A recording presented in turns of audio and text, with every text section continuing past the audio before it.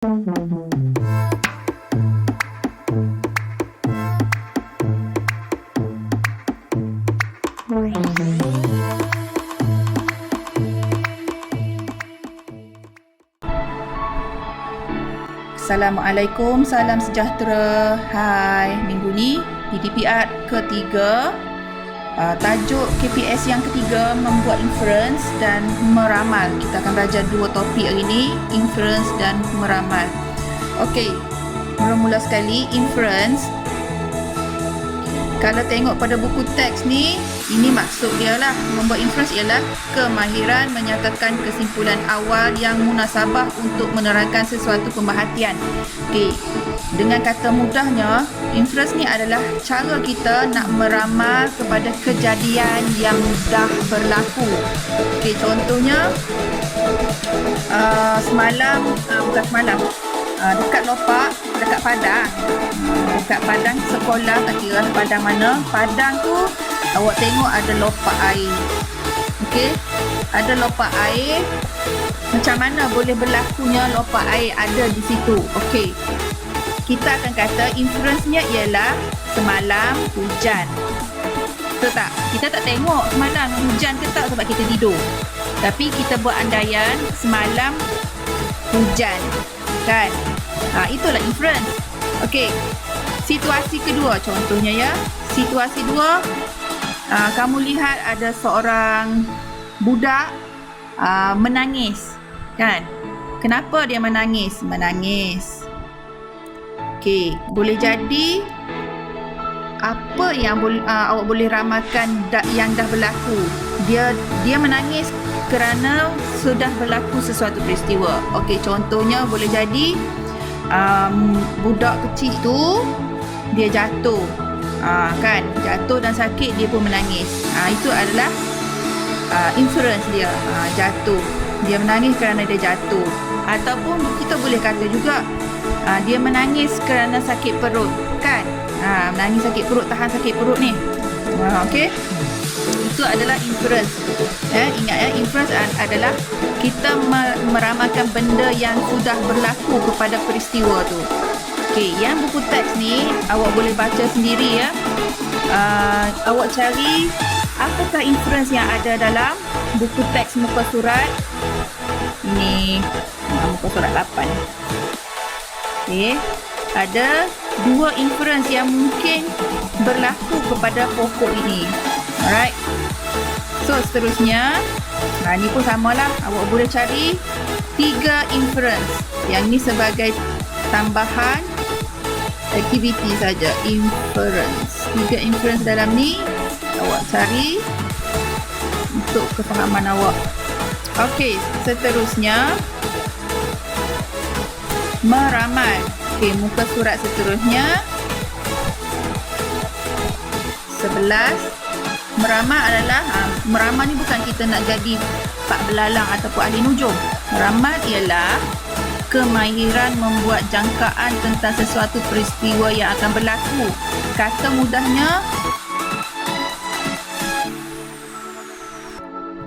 mudahnya meramal ini kita mengandaikan perkara yang akan berlaku berdasarkan situasi semasa. Okey, kita nak menduga boleh jadi lepas ni apa nak jadi, esok apa jadi, lusa apa jadi, sekejap lagi dalam masa 5 minit apa yang akan berlaku berdasarkan situasi semasa. Contohnya dekat gambar ni lah, mereka ada suka nikah, kan? Kumpulan budak perempuan ni dengan budak lelaki. Baik, kalau tengok pada sini, rasa-rasanya kumpulan mana yang akan menang, yang akan sampai ke garisan penamat dulu. Kita mengandaikan, meramalkan budak perempuan ni kumpulan budak perempuan ni akan menang dulu, kerana tengok kalau kita tengok dia lebih ke hadapan berbanding budak lelaki ni. So kita katakan budak perempuan ni yang akan menang dulu. Tetapi meramal ni tidak semestinya apa yang kita duga berlaku tu akan berlaku. Boleh jadi tak berlaku. Boleh jadi last minute kumpulan budak lelaki ni yang akan menang. So itu adalah meramal. Sama juga dengan yang inference tadi. Inference tadi kita buat andaian kepada perkara yang dah berlaku tu boleh jadi betul atau tidak. Nak tahu betul atau tidak, kita kena buat siasatan ataupun uji kaji ataupun eksperimen.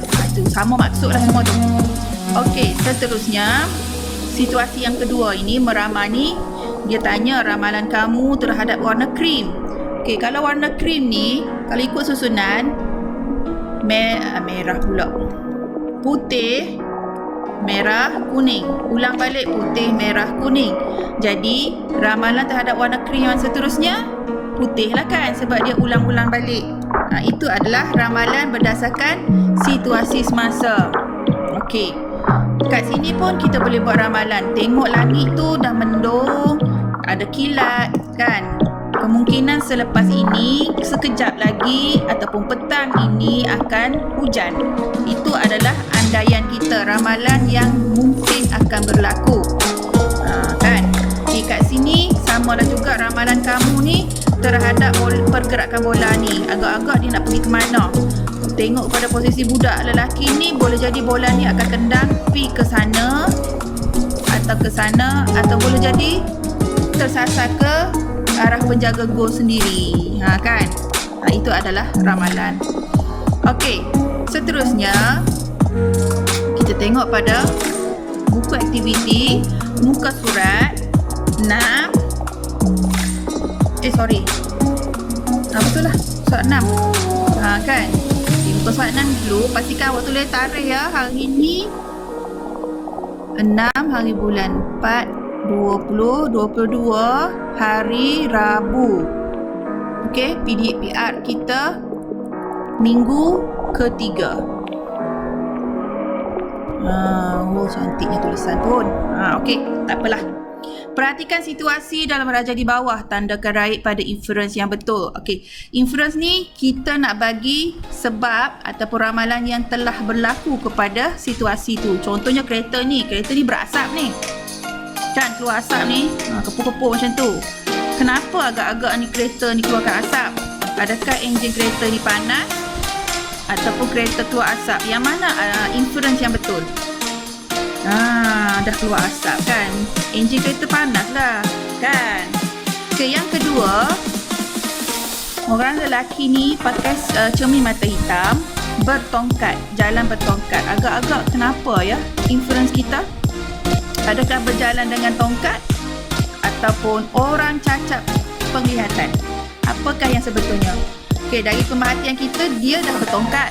Kenapa dia bertongkat? Inferennya ialah orang cacat penglihatan. Okey, dekat sini nombor 3. Muka lelaki ni terkejut. Jam tangan saya tidak bergerak. Apa yang berlaku sebenarnya pada jam dia? Adakah kehabisan tenaga ataupun jam tidak bergerak? Jadi apa pilihan anda? Inference-nya ialah jam kehabisan tenaga. Bila jam tidak bergerak, sebenarnya dia dah kehabisan tenaga. Bateri tu lah. Okey, gambar nombor 4. Budak ni monyok, pakai cool fever dan pakai dia letak termometer dekat mulut dia. Agak-agak kenapa ya inference-nya? Budak ini sedang tidur ke atau budak ini kurang sihat? Jawapannya budak ini kurang sihat.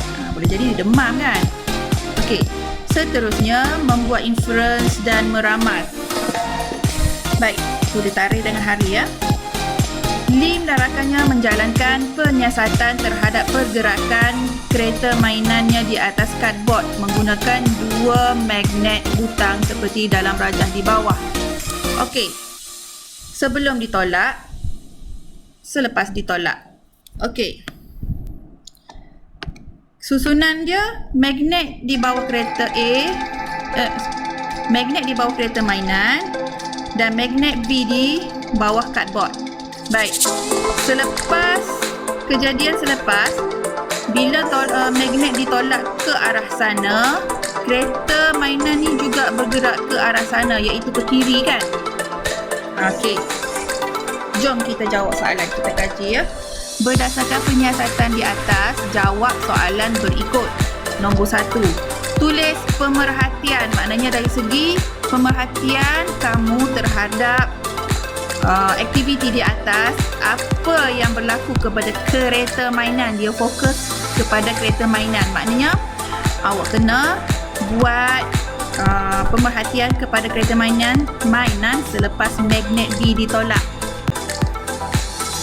Jadi bila magnet B ditolak ke arah kiri, kereta mainan juga bergerak bersama magnet B ke arah kiri. Okey. Kan? Maksud dia macam mana kita nak tulis pemerhatian? Kita buat macam ni. Fokus pada kereta mainan kan? Kereta mainan akan bergerak mengikut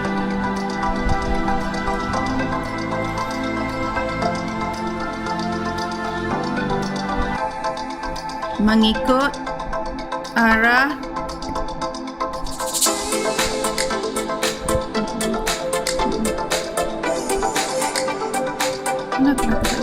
arah magnet B ditolak. Okey. Tu boleh tulis macam tu. Okey, seterusnya kita tengok pada soalan nombor 2. Berikan inference. Dia nak tahu inference berdasarkan penyiasatan di atas. Maknanya bila awak dah jawab soalan nombor 1, apa inference kamu terhadap nombor 1? Okey. Kita boleh buat berdasarkan kepada magnet yang disusun kepada kereta dan cardboard tu. Okey. Kita terus jawab macam ni ya. Kerana terus jawab dengan perkataan kerana magnet A pada kereta mainan tertarik kepada magnet B. Okey. Itu jawapan dia. Seterusnya soalan nombor 3. Ramalkan. Nak jadi angin hujung sekejap ya. Perkara yang akan berlaku kepada kereta mainan lagi. Dia fokus kepada kereta mainan jika magnet B diterbalikkan. Kalau tadi dia susun menyebabkan kereta tu bergerak mengikut magnet B. Sekarang bila magnet B diterbalikkan, apa yang akan berlaku kepada kereta tu? Okey, kereta, jawapan dia, kereta mainan akan bergerak berlawanan arah dari magnet B. Gitu. Okey. Bila dah terbalik, mana akan berlaku tolakan, kan? Sebab nombor 2 ni tadi, magnet B tu, kereta mainan tu akan mengikut arah magnet B kerana magnet A pada kereta tu akan tertarik kepada magnet B. Sekarang bila B terbalik akan berlaku tolakan. Itu sebabnya yang akan terjadi. Okey. Ni muka surat 7 ya. Seterusnya muka surat 8, meramal. Okey. Meramal ni, okey. Meramal kita tengok ada 4 situasi. Pada gambar pertama, baju yang basah akan menjadi apa bila diletakkan di hadapan kipas yang bergerak macam ni. Baju basah, baju sekolah kan, lupa nak basuh.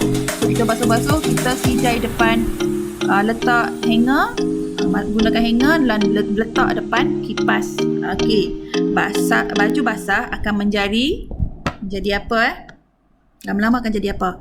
Akan menjadi kering selepas beberapa jam di bawah pengaliran udara. Itu yang akan berlaku. Itu ramalan kita lah. Okey, yang kedua, air akan apa jika air dibiarkan mengalir ke dalam sinki yang tersumbat. Point dia punya keyword dia tersumbat. Sinki tersumbat ni. Apa yang akan berlaku? Air akan